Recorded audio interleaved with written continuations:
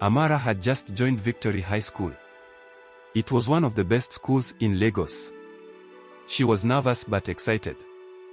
Her mother had worked hard to get her into the school.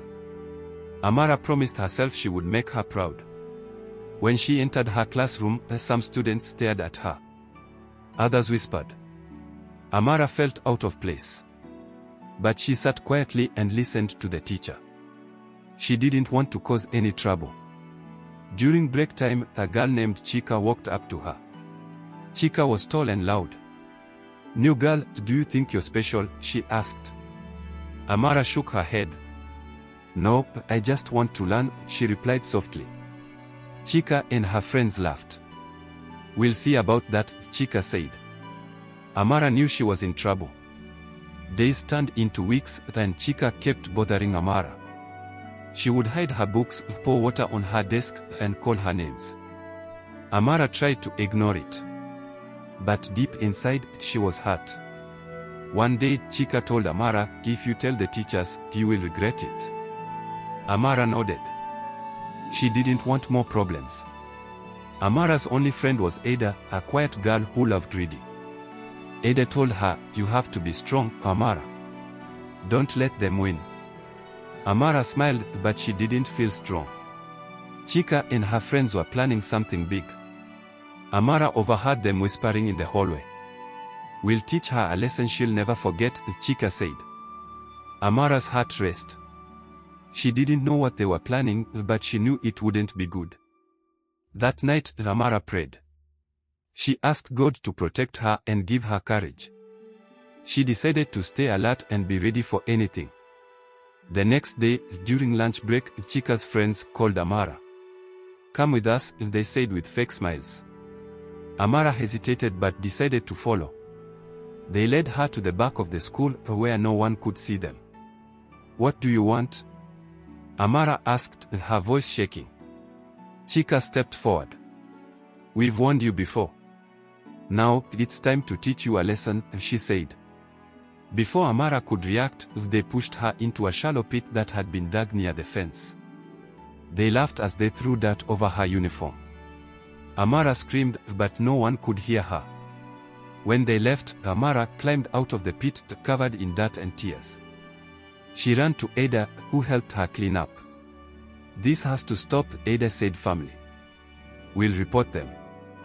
The next morning, Amara and Ada went to the principal's office.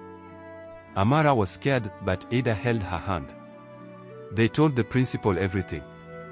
He listened carefully and promised to take action. Later that day, Chika and her friends were called to the office. They denied everything, but the principal had already asked other students who had seen what happened.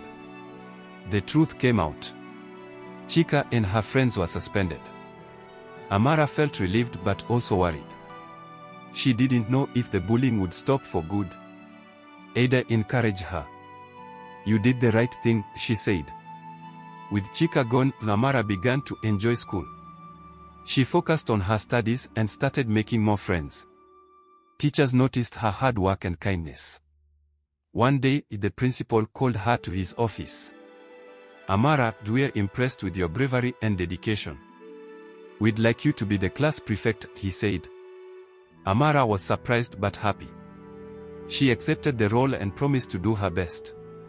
Chika and her friends returned to school after their suspension. Amara was nervous, but she stayed confident. This time, she wasn't alone. Her classmates supported her, and even teachers kept an eye on her. Before we continue, kindly like this video and also click the subscribe button for more videos like this one. Thank you. Let's continue. Chika tried to intimidate Amara again, but it didn't work. Amara stood her ground and refused to be afraid. "I'm not the same person you bullied," she said firmly. Chika backed off, realizing that Amara was no longer an easy target. As class prefect, Amara faced new challenges. She had to balance her studies and leadership duties. Some students respected her, while others doubted her abilities. One day, the principal announced that the school would hold an election for the head girl position. Amara didn't think much of it, but her friends encouraged her to run. "You'd be a great leader," Ada said. Amara wasn't sure, but she decided to give it a try. She started preparing her speech and talking to students about her plans. Amara's campaign was simple but powerful. She promised to listen to students and make the school a better place. Many students admired her courage and honesty. However, Chika also decided to run for head girl. She spread rumors about Amara and tried to turn students against her. Amara felt discouraged but refused to give up. With Ada's support, she stayed focused on her goals. The truth will always win, Ada reminded her. The day of the election finally arrived. Amara and Chika gave their speeches in front of the entire school. Amara spoke from her heart, sharing her journey and vision for the school. When it was Chika's turn, she tried to make herself look better by criticizing Amara. But the students saw through her lies. After the votes were counted, the principal announced the results. Amara had won by a landslide. The students cheered as she was named the new head girl. Becoming head girl was a dream come true for Amara. She thanked her friends and teachers for their support. Even her mother was invited to the school to celebrate her achievement. Amara promised to be a fair and kind leader. She worked hard to make sure every student felt included and heard. Her journey from being bullied to becoming head girl inspired many. Just when everything seemed perfect, the new challenge arose. A group of students, led by Chika's older brother, began causing trouble. They wanted to ruin Amara's reputation and take control of the school. Amara knew she had to stay strong and face this new threat head-on. Chika's brother, Emeka, was clever and manipulative. He spread rumors that Amara had cheated in the election. Some students started to doubt her, and the school became divided. Amara felt the pressure but refused to give up. She met with Ada and a few trusted classmates to come up with a plan. "We need proof to stop Emeka," Ada said. That evening, Amara stayed late at school to gather evidence. She overheard Emeka talking to his friends about their plan to sabotage her. She recorded their conversation on her phone. The next day, Amara showed the recording to the principal. He was shocked and promised to handle the situation. However, Emeka wasn't ready to give up. He tried to frame Amara by planting fake evidence in her locker. When the teachers searched her belongings, they found the items. Amara was devastated but stayed calm. With Ada's help, Amara explained everything. The principal launched an investigation and discovered Emeka's involvement. Emeka and his friends were suspended. After Emeka's suspension, the school returned to normal. Amara focused on her duties as head girl.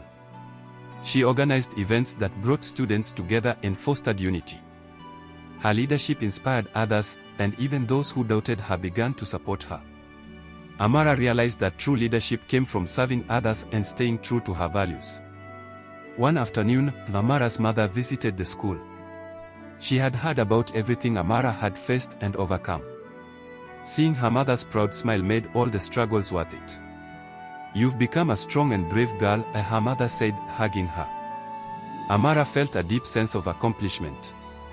With the school now united, Amara wanted to make a lasting impact. She proposed the idea of a mentorship program where senior students would guide juniors. The teachers loved the idea and approved it immediately. Amara and Ada worked together to organize the program. Students signed up enthusiastically, and the initiative brought even more harmony to the school. For the first time in years, everyone felt like part of one big family. One day, Chika approached Amara.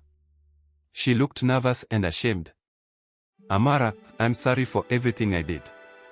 Can you forgive me?" she asked. Amara took a deep breath and replied, "I forgive you, Chika. But you need to work on being kind to others." Chika nodded, promising to change. Chika began to show real effort in changing her behavior. She volunteered to help with school projects and even joined the mentorship program Amara had started. Although it was hard at first, the students began to see a new side of her. Amara worked closely with Chika, showing her how to lead positively. Their unlikely friendship surprised everyone, but it sent a strong message: people can change. As the school year came to an end, Amara reflected on her journey. She had faced bullying, fear, and betrayal but emerged stronger. Her story inspired not just her school but the entire community. During the graduation ceremony, the principal praised Amara's leadership and courage. Amara has shown us that true leaders rise above challenges and bring people together, he said. Amara smiled as she looked at her classmates. She had not only survived but thrived.